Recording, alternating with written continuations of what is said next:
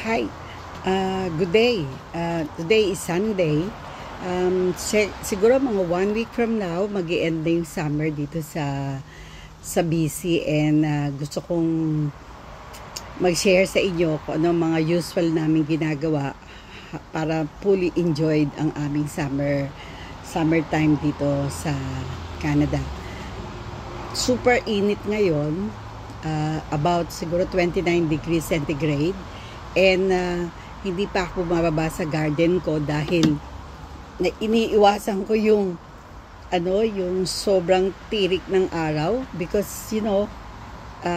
may iniinom ako for hypertension. So ang sinabi ng doktor, do not expose yourself directly to the sun. So maghihintay ako mamaya, so before I go to the garden, kasi majority ng aking mga plants na tuyo na kasi merong water restriction ngayon dito sa Metro Vancouver, kasi yung water level, like sa Philippines, medyo bumababa na, no? So alam niyo naman, last week merong wildfire doon sa Kelowna, sa West Kelowna, and natakot din kami dito sa malapit ako sa kalsada, kaya maring naririnig nyo yung mga pagdaan ng mga sasakyan, kasi very close yung bahay namin sa street where most cars are passing by, trucks and other form of transportation. So ngayon, dahil ako lang dito, wala yung mga apo ko, yung husband ko na doon nanonood ng TV, I will be telling you ano yung gusto kong gawin before this Sunday ends. So, sabi ko sa husband ko, ang plan ko mag-transfer ng mga halaman, change soil, add new soils, tanggalin yung mga posibleng malapit ng mamatay, and then i-repot.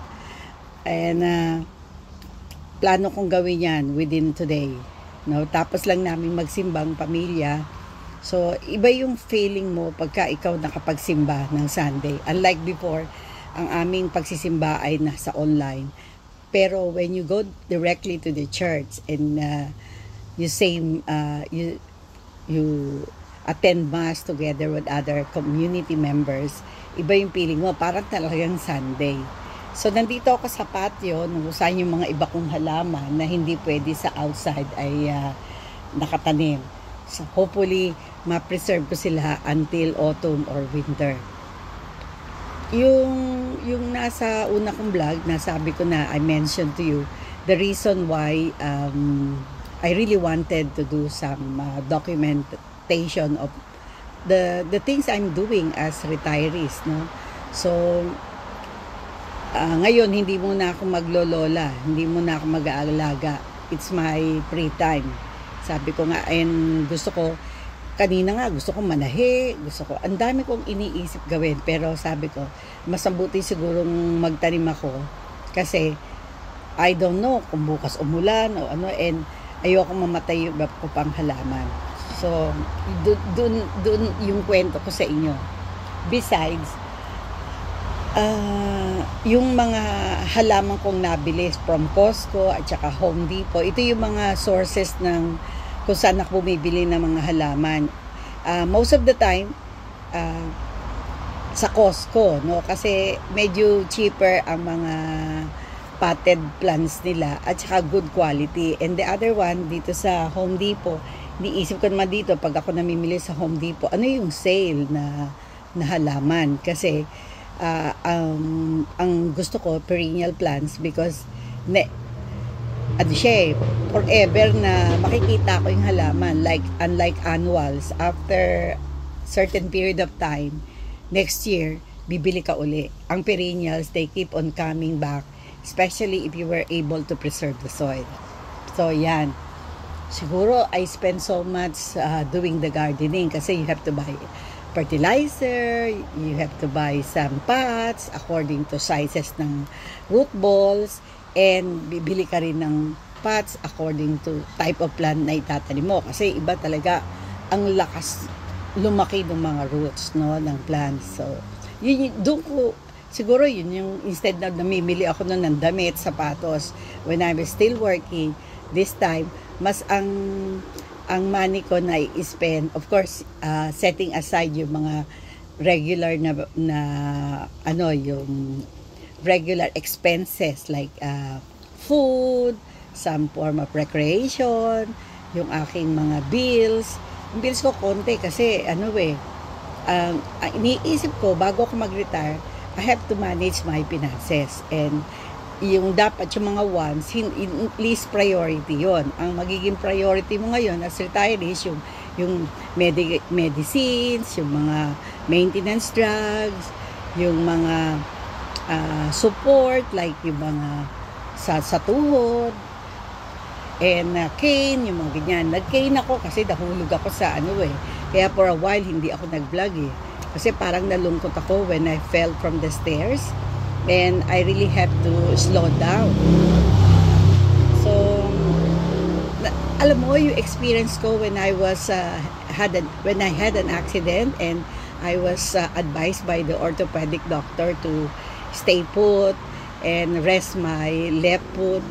Doon ko na-realize, ang hirap palang maging disabled, especially when you're using crutches, or wheelchair, or walker, or booty. Napakahirap. At, sa isang katulad ko na hindi napipirmi sa isang lugar, meaning, alaga ko, very active ang life ko kasi pagising ko sa umaga, meron akong nakalist sa mind ko na nagagawin ko sa susunod na mga remaining hours of the day. So, nalungkot ako actually. Lungkot ako nung nahulog ako. Parang nag-stop yung aking life for a while. Kasi ang hirap bumaba ng hagdan, ang hirap lumakad, mahirap maligo, everything is difficult. But, sinabi ko sa sarili ko, if I continue having the negative thoughts, hindi ako gagaling. So, kahit sinabi ng doktor na stay put ka muna, rest your foot, from time to time, I still opted to stand up and walk a little bit na kaya ko. So, every month I had to have x-ray and the doctor's consultation. So, sinasabi nila 3 to 6 months, I will be back to my daily activities. And hoping, considering my age, na ako I was turning 69 when I fell from the stairs, no? It's so sudden. I didn't realize that it was that really very painful one, no? Maraming beses akong nahuhulog, hindi ko sinasabi sa pamilya ko. Kasi I was able to manage to stand up by myself and go back to normal as if walang nangyari. But yung May fall ko talagang matindi, no? I could not stand. Siguro mga 10 to 15 minutes akong nasa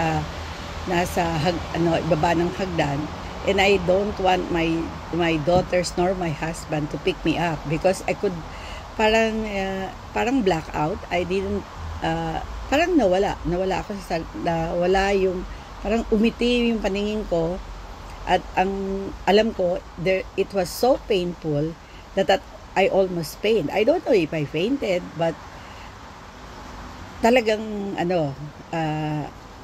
ang naramdaman ko lang ay ang sakit, super sakit, no? Parang lahat ng all parts of my body were painful. And so nung ready na ako to get up after a few minutes, tumayo na ako. I know I did not fall because I had a blackout. I think nalaglag muna ako bago ko parang nagdilim yung paningin ko dahil sa pain. So, kasi baka na-stroke ako. No, I didn't. I don't think so because regular naman ako nagtitake ng medication ko for hypertension.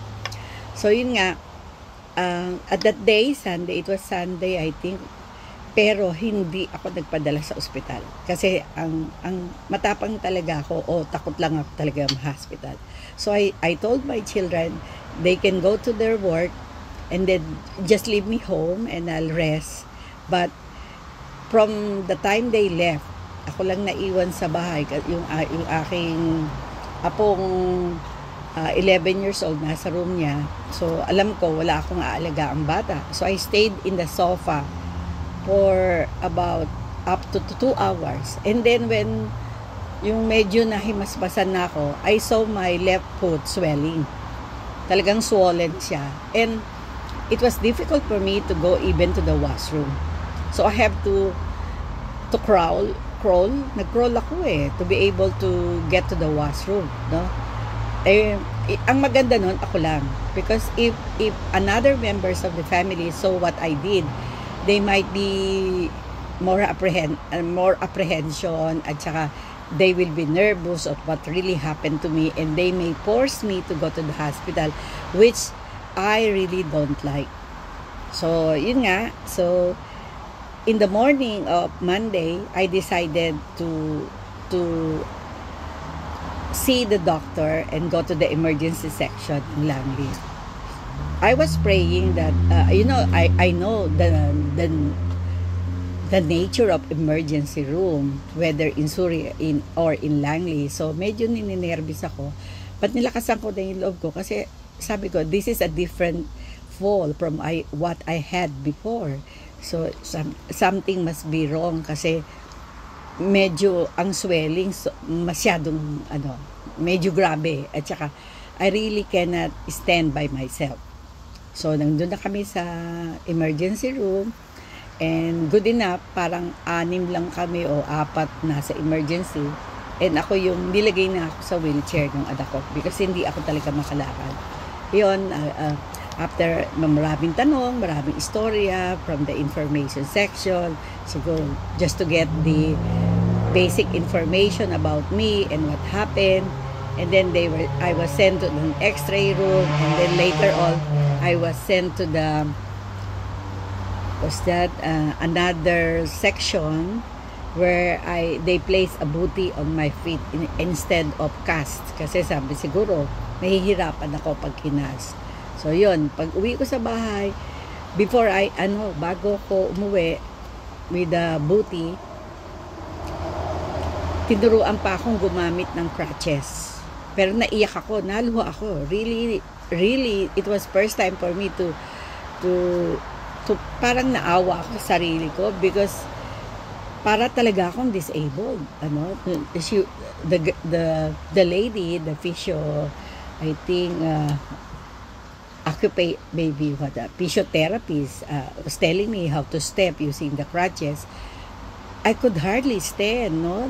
It was so painful that if I know I was parang teary-eyed ako nung tumayo. So talagang nakita nung young lady na in pain talaga ako. So she did not force me to stand up.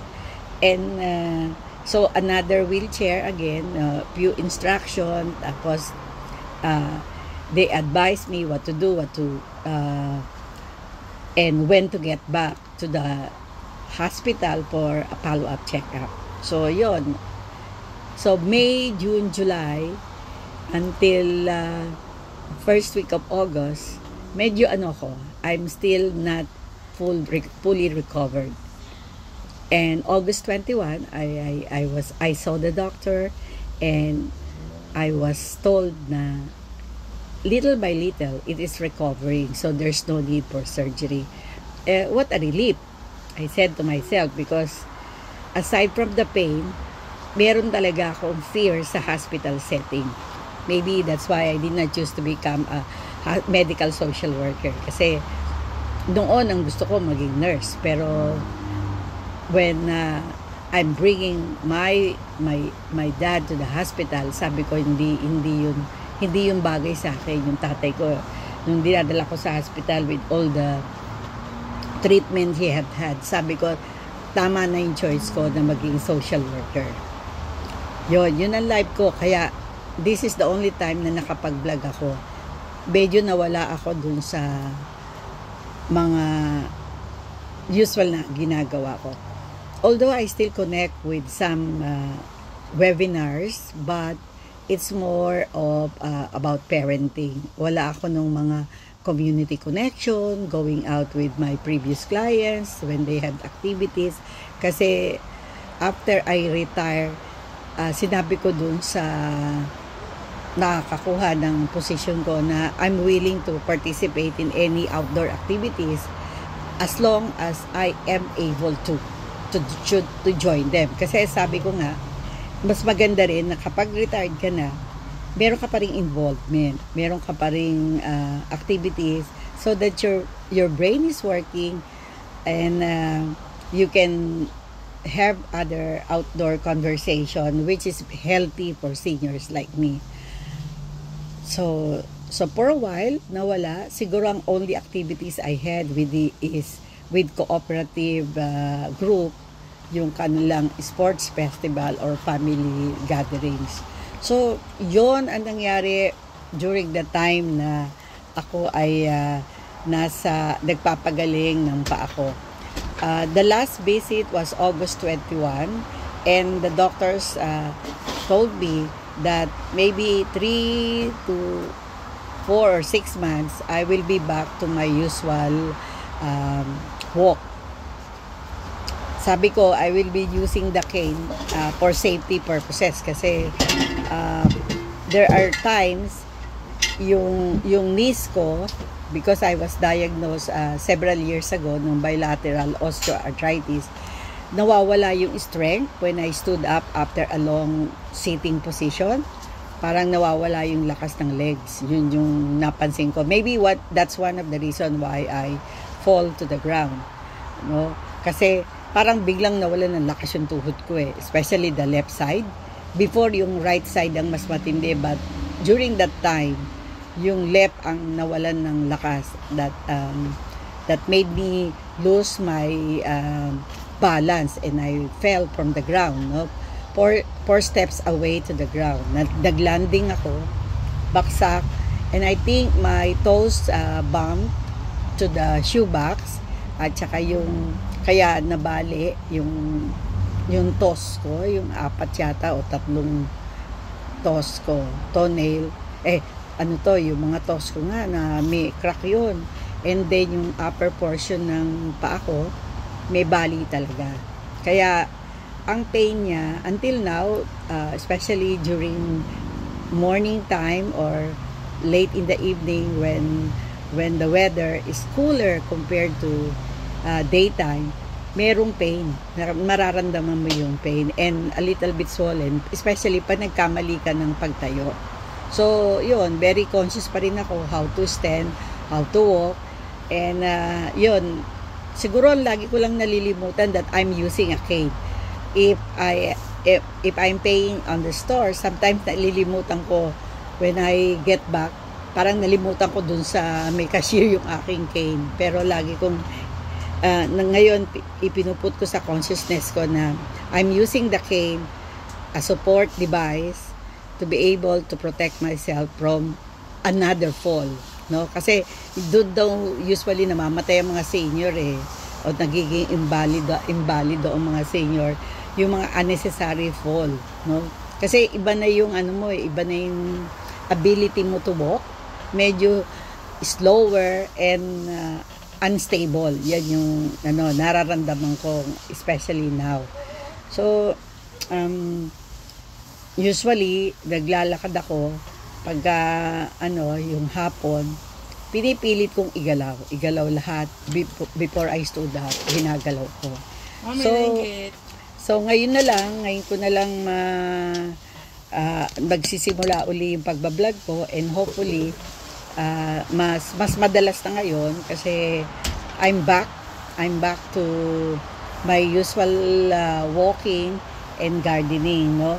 Mas masarap pag gardening pag autumn, although most of the plants are dying on those time. Ready ka na ng pagpa-plant ng mga tanim mo for next spring. Ganon, no? So meron na akong nabiling mga seedlings ng dahlias at saka may remaining daffodils ako and what else? Ano ba yung nabili ko? Meron pa ako nabili yung parang onion na purple na ang flowers. So, hopefully next year makikita ninyo yung tatanim ko. I'm still reading and I'm still trying to check from YouTube how to be successful in planting all the seedlings I bought in Costco last autumn. And siguro ngayon, the rest of the afternoon, I will spending in repotting the plants. And andito na yung aking mga apo at ako'y tatapos na ng aking vlog. Feel free to subscribe to my vlog, and hopefully doon sa comment section, just include ano yung gusto nyong i-discuss ko, kasi it's good to know, mag-exchange tayo kung retiree na kayo sa BC, whether you're Filipino or belonging to other communities. It's nice to exchange kasi this is the only time that we retirees can exchange. Maganda yung exchanges natin Minsan we could exchange yung mga food recipes, yung mga experiences nyo in gardening, experiences nyo when co-parenting with your grandchildren or co-parenting with your relatives, children. So, ayun, kasi ako, member ako ng Parent Support Society of BC, and I really enjoy, I really enjoy volunteering to them. Hindi lang ako talagang active ngayon doing outside activities. Dito lang ako sa bahay. So pag may webinar sila, for sure isa ako sa mga nagre-register.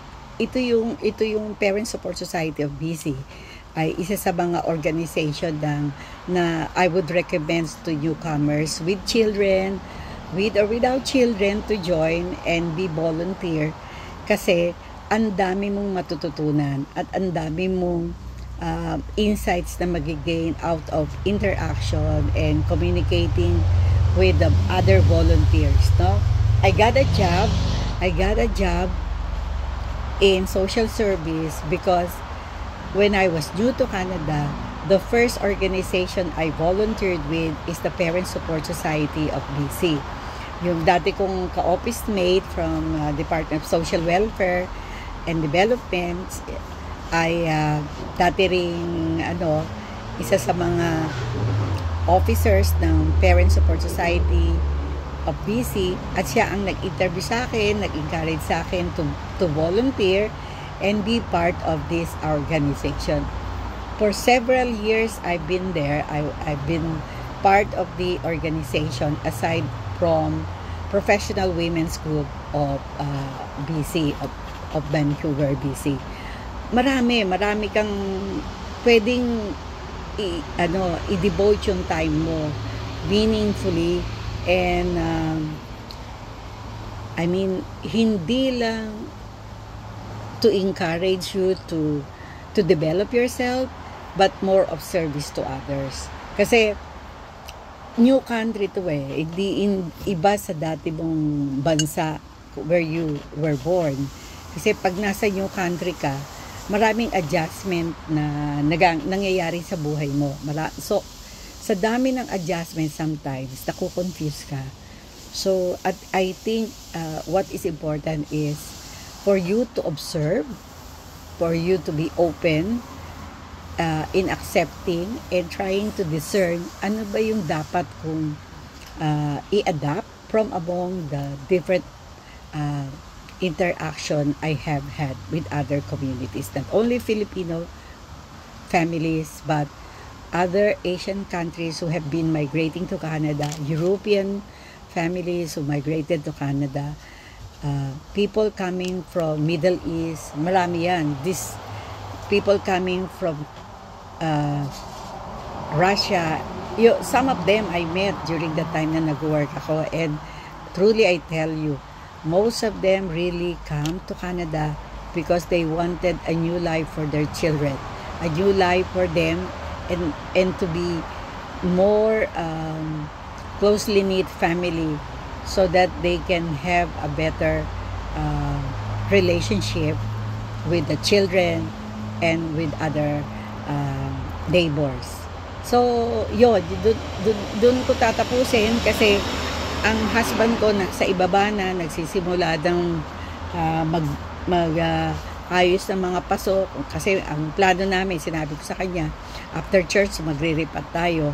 So, nauna na siya kasi nakita niya, nagre-record ako ng aking, ng vlog for today, no?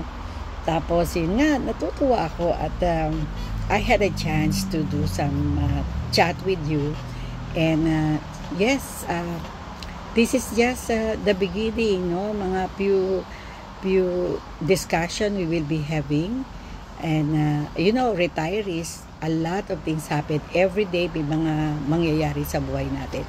So long, and i-like nyo lang kung gusto nyo, say something about my vlog, and then we'll see you more often than that. Bye!